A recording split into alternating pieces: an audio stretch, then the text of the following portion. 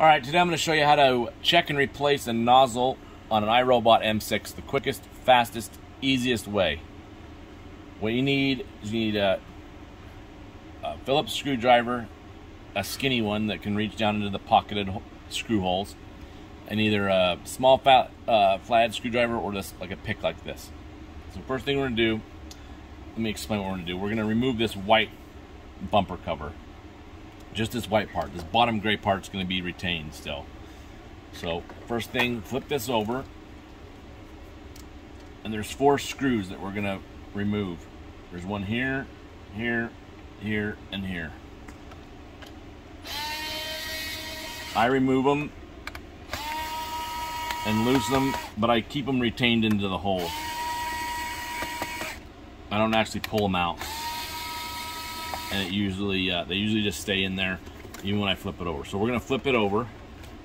Now, I'm going to grab this front bumper cover, pull it away from the IR sensor because it's just barely under there a little bit. I'm going to lift straight up. And if it, like this side's caught a little bit, we just need to unloosen the screw just a hair more.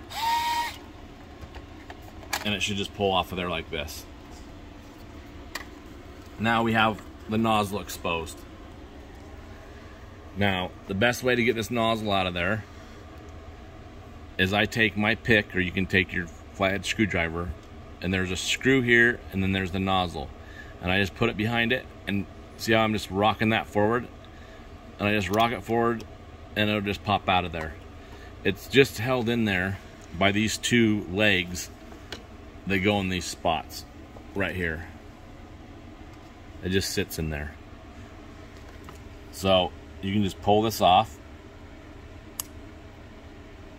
and you've got your nozzle out. Now to check it, you just blow through it. If you can blow through it, should be good. If you can't blow through it, you can try cleaning it, soaking it, and then try again. But if you have to replace it, then this is how you do it. So pretend this is the new one. I put a little lube on there, aka spit, and it allows that to slide on very easily. Make sure you put it on all the way. Now, what I'm going to do is I'm just going to put it back the opposite way. I'm going to feed the hose in there. I'm going to put these 2 legs into these 2 spots. Like that. And just rock it back. Now, the way that this bumper cover goes on, you can see that there's 2 arms here. One here and one here.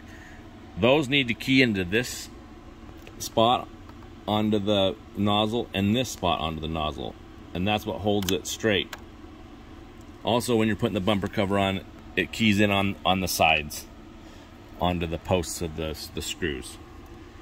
So, what we're going to do, we're going to put this down and slide this down, and I'm looking down through the crack here to make sure that these slide in to the nozzle. That's the first thing, and then make sure it keys in on the sides. So I'm going to slide this down so it's on now. The nozzle's in there, and I just flip it back over, put my screwdriver back to tightening, and I go around and I tighten up my 4 screws that I've loosened before. You don't need to put a bunch of torque on there, it's just going into plastics, holding it in.